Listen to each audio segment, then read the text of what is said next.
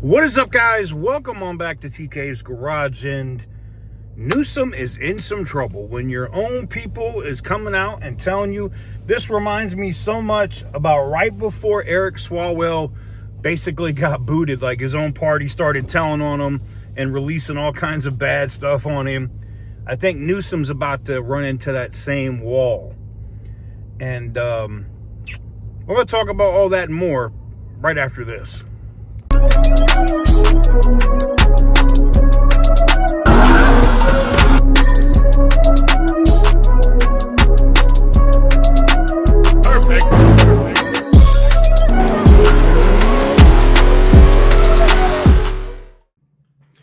Guys, we're getting in for a quick word from our sponsors. Again, Delete Me. They sponsor us every month. I 100% love them as a product and a program.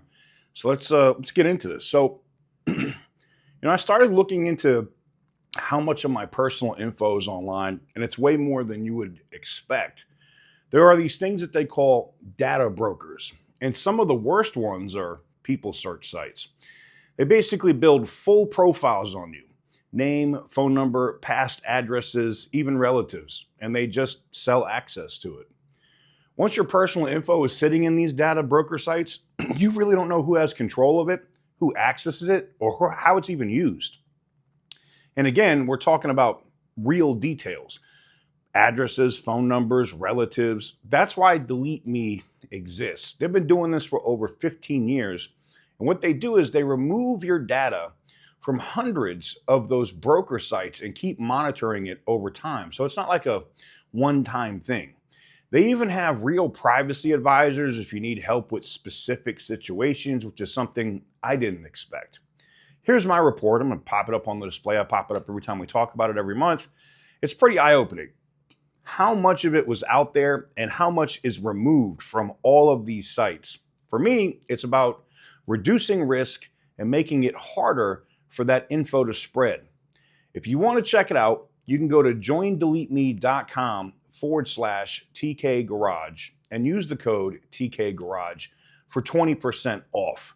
Links in the description, and if you haven't seen it, it's already been up on the screen, as is the QR code. All right, let's get back to today's video. So, I just saw this clip. Now, I talked about this earlier where we know that the federal investigation now is focusing on this. The media now knows it because now the media is running with it. And the people that you would consider to be liberal commentators, liberal reporters are now coming out and saying, yeah, he needs to just come clean on this because it looks bad. It looks really, really bad. You have all this money that comes in from BYD and other things, and it looks like these people that donated to charities he requested, meaning his wife's, got preferential treatment.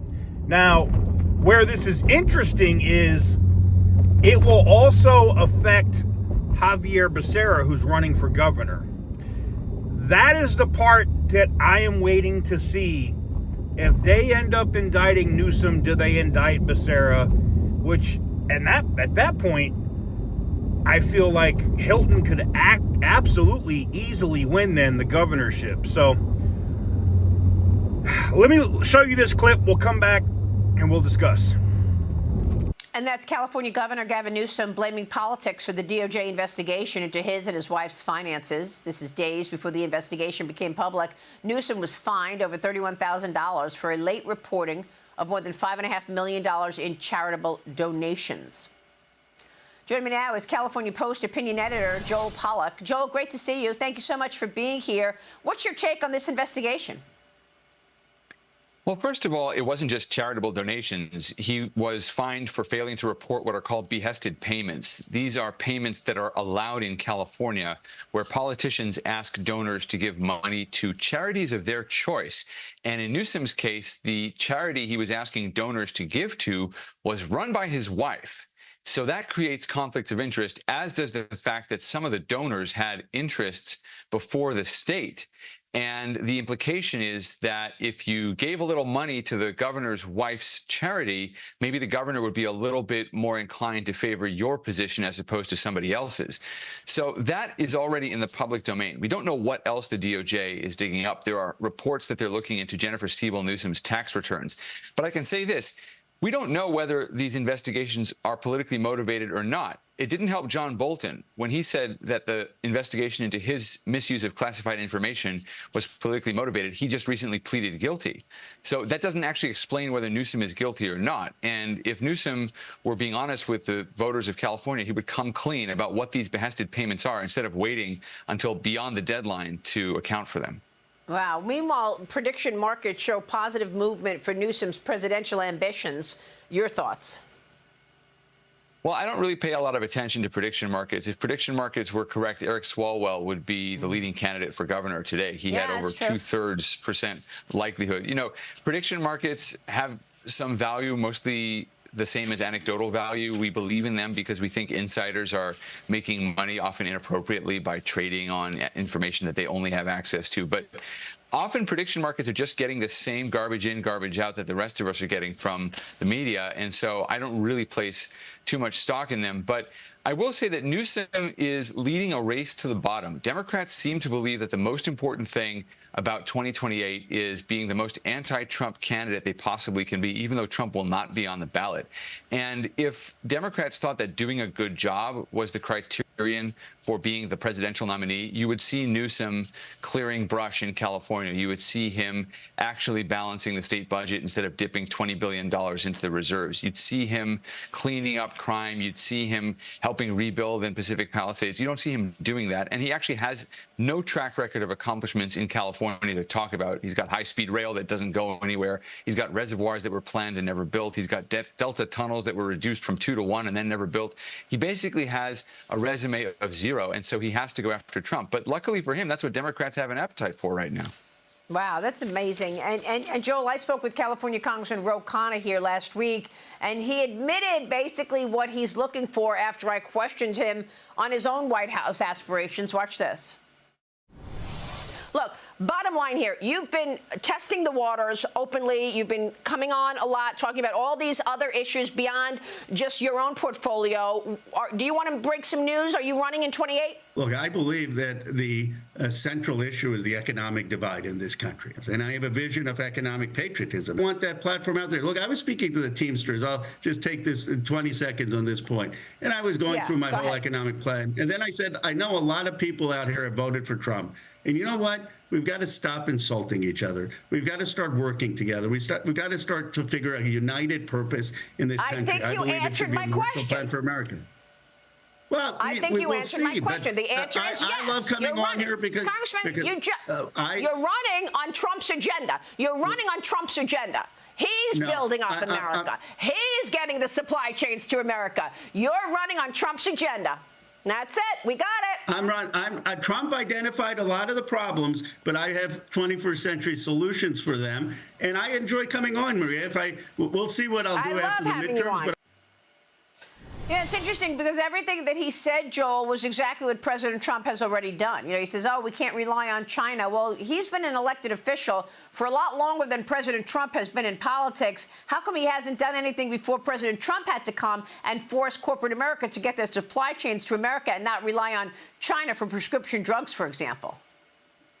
Well, Ro Khanna symbolizes everything that's wrong with American politics today. So he comes on your show and he styles himself as a moderate who can talk to Trump voters. But actually, he's become a left-wing extremist over the last few years as he, like Gavin Newsom, tries to position himself for 2028. He went from being the Silicon Valley congressman to supporting the billionaire tax that would gut the wealth of Silicon Valley and kill innovation. He's also become a raging anti-Semite, and he supports the most anti-Israel politicians he possibly can find. And this is, again, from a congressman who represents Silicon Valley, where Israelis work and Israel has significant investments and cross-pollination. And finally, he made the Epstein files his big issue. He smeared people from the House floor so he couldn't be sued under the speech and debate clause. And then after all that, he goes and backs Graham Plattner in Maine, who has credible sexual misconduct allegations against him. And according to Ro Khanna, that's just fine, but somehow Jeffrey Epstein isn't. He Wow. is really the worst of American politics, and I think he's good on cable shows, but I don't think he's going to make any headway in a Democratic primary, and I really think he represents everything Americans detest about politics. We see politicians doing this all the time. They pretend to be one kind of person, and then they become another kind of person when they're looking for votes. Yeah, well, meanwhile, once again, we have no idea what's going on in the gubernatorial race. I mean, Steve Hilton and Javier Becerra remain neck and neck in the Golden State's gubernatorial election this November. I spoke with Steve Hilton on this program earlier this month, and here's what he said about his policies that he thinks could flip California red. Watch this. I'm feeling confident but not complacent. We've got the chance to seriously change California, to get us off the track of this insane policy agenda we've had now for 16 years of the Democrats running everything, to get the taxes down, to get the regulations down so we can have business coming back to California instead of leaving, to stop all this insane climate extremism, all the things that have given us the highest poverty rate, the highest unemployment rate, the highest cost of living in the country. We can turn all that around if we put me in the top two to face a Democrat in November, because here's the most important point.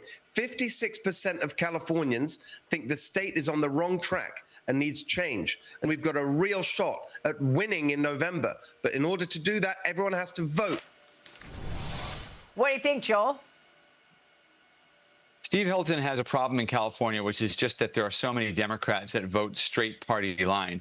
Javier Becerra, who has some tangential relation, at least maybe deeper relation, to the corruption scandal unfolding in Sacramento around Gavin Newsom and the mutual aids that they shared in common, he could be indicted, and I think he might still win a California gubernatorial race, because the best Republican will always have trouble beating the worst Democrat in California. However, Steve Hilton's campaign is doing a lot of very useful work in highlighting important issues, coming up with policy solutions. And so I think what he needs to do is get really creative to start getting attention, getting out there, and convincing people he can govern. Because if this is a typical election, like so many are in California, you're going to see people vote straight party ID, and they will vote for failing policies and failing politicians unless you give them a really good reason to do otherwise. And I hope to see that from him. All right, we'll be watching all of that. Joel, great to catch up. Thanks so much. I'll say this, man. Maria always keeps it 100.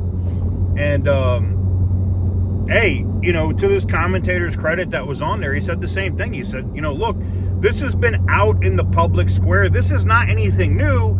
It's just now getting attention now because the feds are actually have come out and said, hey, we're actively criminally investigating this. Not, hey, we're looking into this. We don't know if it's criminal or civil. It's criminal. And that's what they're looking at. And now that you've had this ethics board come out against them and fine them $31,000, which doesn't sound like a lot, right? But that's a lot of fines. That's multiple fines for multiple instances of him not reporting getting this money from companies. It is a big no-no. I don't know, man. I don't think Gavin's gonna make it. Which is awesome, because believe me, you don't want the country to look like California right now. To take the fourth largest economy in the world and run it into the ground to where it's still great. I mean, it's still considered the 9th largest, but it's no longer the 4th. And under your stewardship of governor, you lost 5 positions. Damn. Let me know what you guys think in the comment section down below. Give the video a big thumbs up if you like what I do. Hit the subscribe button if you haven't already. And as always, stay petty, my friends.